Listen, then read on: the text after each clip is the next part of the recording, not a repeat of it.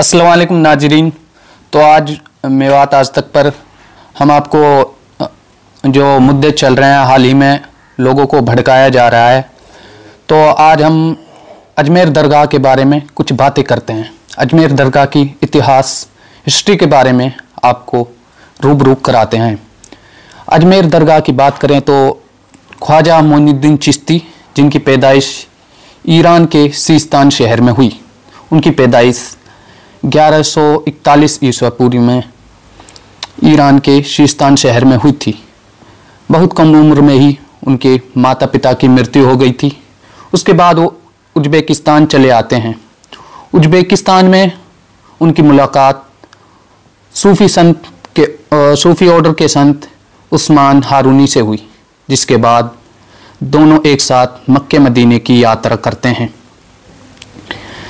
मक्के मदीने की यात्रा के दौरान ख्वाजा मोइनुद्दीन चिश्ती को एक ख्वाब आता है, जिसमें उन्हें प्रोफेट मोहम्मद भारत जाने की बात कहते हैं। उसके बाद ख्वाजा मोइनुद्दीन चिश्ती भारत आ जाते हैं। भारत में पहले वो दिल्ली आते हैं, उसके बाद वो अजमेर चले जाते हैं। अजमेर में उनको एक नए नाम से जाने जाने लगा, गरीब नवाज, यानी कि गरीबों का मसीहा। ऐसा कहा जाता है कि गरीब नवाज लोगों की जो मेहमान नवाजी थे वो बहुत अच्छे से करते थे, और हिंदू तथा मुस्लिम धर्म के दोनों धर्मों के लोग उसके प्रति आस्था रखते थे। वो खुद आधी एक रोटी से अपना पेट भर लेते थे, लेकिन लोगों को भरपेट खाना खिलाते थे। इसी के चलते आज भी हम देखते हैं कि अजमेर शरीफ दरगाह में हज़ारों लोगों को खाना खिलाया जाता है। 1236 में उनकी मृत्यु हो जाती है, जिसके बाद अजमेर में उनका मकबरा बनाया जाता है, और मकबरा आगे चलकर दरगाह का रूप ले लेता है। मुग़ल शासकों के अलावा कई शासक जैसे कि मोहम्मद बिन तुगलक, शेर शाह सूरी और हैदराबाद के निज़ाम ने भी अजमेर दरगाह को संरक्षण दिया। अगर हम इसके ढांचे की बात करें, अजमेर शरीफ के ढांचे की बात करें, तो उसमें एक अकबरी मस्जिद है जिसे मुग़ल बादशाह शाहजहाँ ने बनवाया था। दरगाह में ख्वाजा मोइनुद्दीन का मकबरा है, जिसके ऊपर एक गुंबद है। उनके परिवार वालों की 8 कब्रें भी वहाँ पर मौजूद हैं।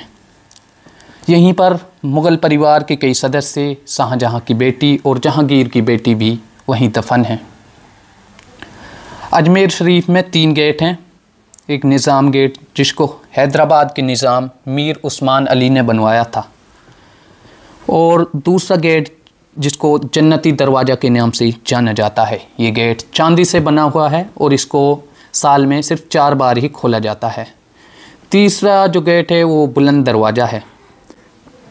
अजमेर दरगाह के इतिहास हमने बताया, जो कि मुस्लिम पक्ष का कहना है, लेकिन हिंदू पक्ष का कुछ और कहना है। चलो उसके बारे में भी आपसे चर्चा करते हैं। हिंदू पक्ष का कहना है कि यहाँ पर पहले शिव मंदिर था, जिसको तोड़कर बाद में यहाँ पर दरगाह बनाई गई। अभी हाल ही में नेशनल हिंदू आर्मी के अध्यक्ष विष्णु गुप्ता ने अजमेर कोर्ट में एक याचिका दायर की। कोर्ट ने याचिका को स्वीकार किया, जिसके बाद सुनवाई होती है। सुनवाई में कोर्ट ये फैसला देती है कि 27 नवंबर को ये सुनवाई होती है, जिसमें दरगाह अल्पसंख्यक मंत्रालय और एसआई को कोर्ट ने नोटिस जारी किया और उनसे 20 दिसंबर तक जवाब मांगा है। अगली सुनवाई 20 दिसंबर को होनी है।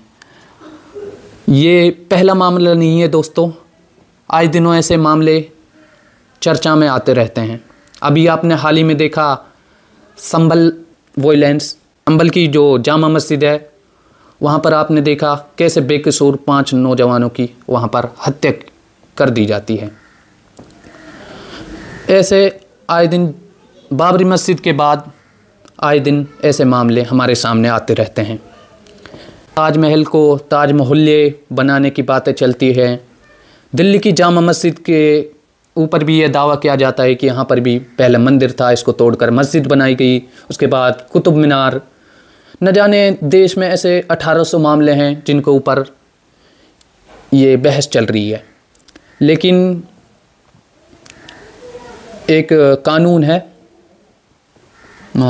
वर्शिप एक्ट 91 में जो कानून बना उसमें कहा जाता है कि 15 अगस्त 1947 से जो भी मस्जिद, मंदिर, गुरुद्वारे यानी कि जो भी धार्मिक स्थल जहाँ पर हैं वो वैसे ही रहेंगे। उसमें बाबरी मस्जिद जो एक्सक्लूड थी उसको कोर्ट ने कहा कि ये लोगों के आस्था की बात है, तो वहाँ पर कोर्ट के फैसले के बाद, सुप्रीम कोर्ट के फैसले के बाद वहाँ पर मंदिर बना दिया गया। तो 1991 में ये कानून इसलिए बनाया गया था कि उनको पता था कि आगे भी ऐसे मुद्दे आएंगे ताकि ये दंगा फसाद इससे बचा जा सके। लेकिन इसके बावजूद आए दिन किसी मस्जिद पर यह दावा कर दिया जाता है कि यहाँ पर पहले मंदिर था। पता नहीं इन लोगों की क्या सोच है, देश में क्या नफ़रत फैलाना चाहते हैं। क्या मंदिर मस्जिद के विवाद से देश चल जाएगा? कभी किसी की हत्या, कभी किसी की हत्या कर दी जाती है मंदिर मस्जिद गौकशी के नाम पे, गोरक्षा के नाम पे। हम आपसे संभल वायलेंस के बारे में कुछ बातें करते हैं। 19 दिसंबर को एक याचिका डाली जाती है विष्णु शंकर जैन के द्वारा। विष्णु शंकर जैन ये एडवोकेट हैं और इन्होंने ही काशी विश्वनाथ, ज्ञानवापी जैसे कई मामले हैं उनमें इन्होंने याचिका डाली हुई है। इसका ये पहला मामला नहीं है। इसका काम ये लोगों को भड़काना। इसका कहना है कि लोग जो मंदिर बने हुए हैं उनमें ना जाएं, भगवान की पूजा वहाँ पर जाके ना करें, बल्कि सच्चा और अच्छा हिंदू वो है जो मस्जिद के अंदर ये जाके ढूंढे कि यहाँ पर पहले मंदिर था, मस्जिद की तोड़वाई कराए और उसके बाद वहाँ पर मंदिर बनवाए। इसका ये कहना है। तो 19 दिसंबर को ये कोर्ट में याचिका दायर करते हैं, लोकल अदालत में याचिका दायर करते हैं, जिसके बाद कोर्ट जो है याचिका को स्वीकार कर लेती है और उसी दिन बिना मुस्लिम पक्ष को सुने, बिना दूसरे पक्ष को सुने फैसला सुना देती है। और फैसले में कोर्ट एसआई को और एक टीम गठित करती है जिसमें वो टीम सर्वे के लिए जाती है। उसी दिन कोर्ट ने 10 दिन का समय दिया था कि 29 नवंबर तक तुम इसका जवाब जो है कोर्ट में दे सकते हो। लेकिन उसी दिन, उसी शाम में ही वहाँ पर सर्वे की टीम पहुँच जाती है और बिना किसी झगड़े के एकदम शांतिपूर्वक तरीके से वहाँ पे सर्वे जो है वो कंप्लीट हो जाता है। सर्वे टीम वहाँ से चली जाती है। लेकिन उसके बाद 24 नवंबर को दोबारा से टीम जो है सर्वे के लिए पहुँचती है और उस टीम के साथ जो है एसआई की जो टीम थी उसके साथ कुछ वकील थे और जो है वहाँ पे कुछ जो है धार्मिक माहौल, देश के माहौल को बिगाड़ने वाले जो लोग होते हैं वो जय सार धार्मिक नारे लगाते हुए मस्जिद के अंदर जाती है। एक सवाल ये है कि जब टीम वहाँ सर्वे करने गई, चलो ठीक है कोई नहीं, एक बार सर्वे गए, दोबारा जाने नहीं चाहिए था क्योंकि कोर्ट ने दोबारा सर्वे करने का कोई ऑर्डर नहीं दिया था। लेकिन फिर भी टीम वहाँ जाती है दोबारा और वहाँ पे अपने साथ ऐसे माहौल, देश के माहौल को बिगाड़ने वाले लोगों को अपने साथ ले जाती है। लोगों की, दूसरे पक्ष के लोगों को, मुस्लिम पक्ष के लोगों को भी कोई आस्था होती है, वो भी वहाँ पे भड़क जाते हैं। तो पहली बात यह है कि वो उन लोगों को अपने साथ लेकर क्यों गए।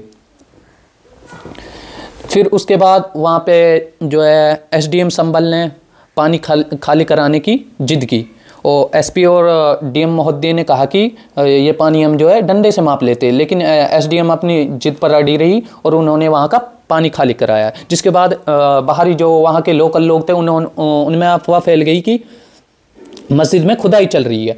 उसके बाद उन्होंने सीओ संभल जो हैं उनसे सवाल किए, लेकिन सीओ संभल उन पर भड़क गए और लोगों से बदतमीजी शुरू की, उनको गाली गुप्तार देना शुरू किया। ऐसा वहाँ के लोकल लोगों का कहना है। और उसके बाद सीओ संभल जो है उन पर लाठीचार्ज करा देते हैं, जिसके बाद भीड़ उग्र हो जाती है और उसके बाद कुछ लोग जो है पत्थरबाजी करते हैं। और सीओ संभल जो है अनुज चौधरी, जिनका नाम अनुज चौधरी है, इनका कहना है कि हम पुलिस को आत्मरक्षा का अधिकार है, बिल्कुल आत्मरक्षा का अधिकार है पुलिस को। अगर लोग वहाँ पर पत्थरबाजी कर रहे थे तो आपके पास टीयर गैस थे और भी बहुत सी चीज़ें थी जिसको आप रोक सकते थे। इनका कहना है कि हम पुलिस में मरने के लिए भर्ती नहीं हुए, हमारे भी बच्चे हैं, हमारा भी परिवार है। ठीक है, आपके बच्चे हैं, आपके परिवार है, पुलिस की भी अपनी सब चीज़ होती हैं, ऐसा नहीं है कि पुलिस को कोई ऐसे ही मार दे। ये सब चीज़ भी ठीक नहीं है, लेकिन पुलिस के पास क्या कोई दूसरा विकल्प नहीं था। सीधा लोगों को गोली मारने का आदेश किसने दिया? और उनका कहना है कि अगर हम जैसे पढ़े लिखे लोगों को ये जाहिल मार देंगे तो हमारा क्या होगा। भाई जाहिल किसको बोल रहे हो आप? इसकी एक लहजा है जो वो देख रहे हो, इसके लहजे को ही पहले से देख रहे हो? क्या ये प्री प्लान था पहले से? इनका कहना है कि पुलिस ने कोई गोली नहीं चलाई, लोगों ने आपस में ही वहाँ पर गोली चलाई, जिसके दौरान आपस में ही लोगों ने गोली चलाई और 5 जो नौजवान हैं उनकी वहाँ पर हत्या हो जाती है। पुलिस का कहना है कि उनकी तरफ से कोई फायरिंग नहीं हुई, जबकि पुलिस वाले वहाँ कहते सुनाई दे रहे हैं गोली चलाओ बे, सब गोली चलाओ। वो वीडियो फिर क्या है वो सब चीज़, वो उसकी क्लिप आप देख सकते हैं कि पुलिस वाले खुद कह रहे हैं गोली चलाओ, जिसमें बेकसूर नौजवान युवकों की हत्या हो जाती है और उनके परिवार वालों का रो रो कर बुरा हाल है। और यही नहीं, जिनकी हत्या हुई है, जिनकी मृत्यु हुई है, उनके परिवार वालों को भी पुलिस द्वारा दबाव बनाया जा रहा है, तरह तरह के उन पर इल्ज़ाम लगाए जा रहे हैं। और वहाँ के मौजूदा सांसद ज़ियाउर रहमान पर भी पुलिस ने FIR की है और वहाँ के विधायक के जो बेटे हैं उन पर भी FIR हुई है। जो उसमें मारे गए नौजवानों में मोहम्मद कैफ नाम का एक युवक है जिसकी उम्र 17 साल बताई जा रही है। 17 साल का ये नाबालिग लड़का बेचारा वहाँ पर अपने काम से गया था, वो वहाँ पर प्लास्टिक बेचने का काम करता था। और 22 वर्ष का बिलाल जिसका कपड़े का काम है, वो दुकान दिल्ली से सामान लेकर गया था, दुकान पर जा रहा था और वहाँ पर पुलिस ने फायरिंग की, जिसके दौरान उसकी मृत्यु हो जाती है। मोहम्मद अयान जिसकी उम्र 17-18 साल बताई जा रही है, और नईम जिसकी मिठाई की दुकान थी। सभी अपने काम धंधे में लगे हुए थे। इनमें से 2 युवक ऐसे हैं जो घर के अकेले कमाने वाले थे। अब कौन उनका घर का खर्च चलाएगा, कौन उनके बच्चों को पढ़ाएगा लिखाएगा, कौन उनके माँ बाप की देखभाल करेगा, ये सवाल भी हैं। हसन की बहन आयशा, हसन जो है अभी उनके हाथ में जो है गोली लगी थी, गोली आर पार हो गई, जो कि हॉस्पिटल में एडमिट हैं। उसके हसन की बहन का कहना है कि पुलिस उन पर दबाव बना रही है, कह रही है कि 10 लोगों के नाम बताओ तभी तुम बच सकते हो, और तुमको यह बताना है कि पुलिस ने फायरिंग नहीं करी, लोगों ने ये गोली चलाई जिसके दौरान हम जख्मी हुए। तरह तरह की बात जो है पुलिस उनसे कह रही है, उन पर दबाव बना रही है, अगर तुम्हें बचना है तो ये सब बोलना पड़ेगा। उसका कहना है कि हम 10 लोगों के नाम कहाँ से बताएं। दूसरा जो अजीम है वो भी हॉस्पिटल में एडमिट है, जख्मी है।